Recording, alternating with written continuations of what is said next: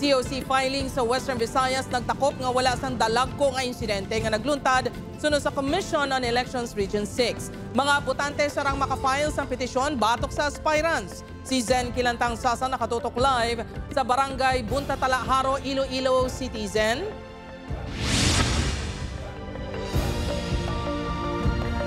Jerk ginakabig generally peaceful sang Commission on Elections ang pagpatigayon sang COC filing sa mga kaprobinsyahanan sa Western Visayas. Wala sang dalago nga insidente nga nagluntad sa filing sang Certificate of Candidacy sa Western Visayas. Ini ang assessment sang Commission on Elections sa pagtakop sang filing kahapon nga nagsugod sa Oktubre 1. Padayon pang pagtipon sang ahensya sang numero sang aspirants nagikan sa mga talatapan sini sa nagkalain-lain nga probinsya kag syudad sa rehiyon. Ipa-forward naton sa aton nga law department sa Manila kag i-process naman nato check on kag eventually amo na siya manginbasihan sa aton pag-come up sa certified candidates. Santo sa guidelines ng COMELEC, sarang nga madinay ang isa ka kandidato o kung makansela ang iya Certificate of Candidacy kung mapamatud-an nga may false declaration sa iya COC.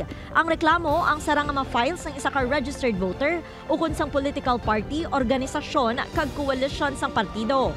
Mahimo nga ma-disqualify ang kandidato sa idalom sang pila ka grounds sa tion nga malapas ang Omnibus Election Code.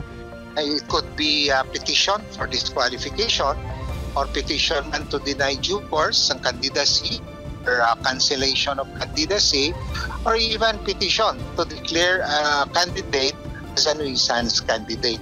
So kung sa diin, baligin file ang certificate of candidacy ng syudad o munisipyo, so na nila i-file ang ilang petition. Ang petisyon sa COCs ang mahimo nga masumite sa COMELEC hindi maglapaw sa 25 ka adlaw halin sang pagtakop sang COC filing. Samtang ang petition to disqualify ang dapat ma-file antes ang adlaw sang proklamasyon.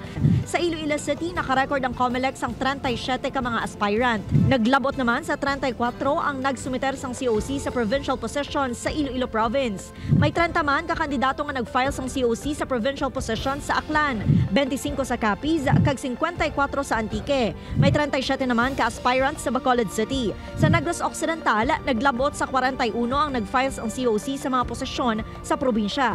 May iba mga districts sa Damo na nagdinalagan na, especially sa 5th to 6th. Damo lang interesado, guro.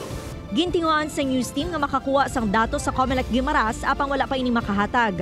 Ginpayag sang COMELEC nga wala pa sang na-classify nga areas of concern sa rehiyon Subong. Magasapol ang Regional Joint Security Control Center upod ang PNP, Philippine Army sa Nobyembre sa tion nga mapagwa na ang opisyal nga mga kandidato sa 2025 midterm elections.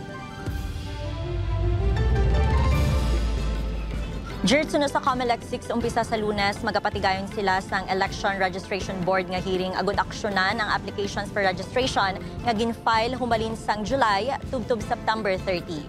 Jert? Madam Oged nga salamat sa update. Zen Kilantang Sasa.